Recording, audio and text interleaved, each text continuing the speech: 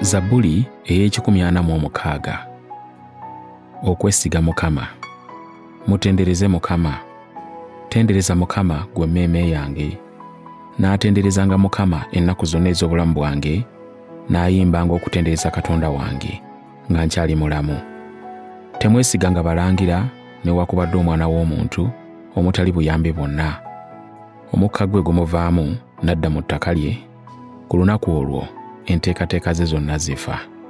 Alina omukisa oyo alina Katonda wa Yakobo okuba omubeezi we, ng'essuubi lye liri mu Mukama Katonda we eyakola eggulu n'ensi, ennyanja n'ebibirimu byonna, omwesigwa emirembe gyonna, asalira omusango abajoogebwa mu mazima, awa emmere abalumwa enjala.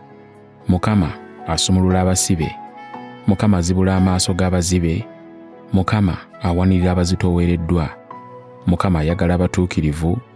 Mukama akuuma bannamawanga, awanirira talina kitaawe ne nnamwandu, naye ekkubo ery'ababi alivuunikira ddala. Mukama anaafuganga ennaku zonna, Katonda wo gwe Sayuuni, okutuusa emirembe gyonna. Mutendereze Mukama.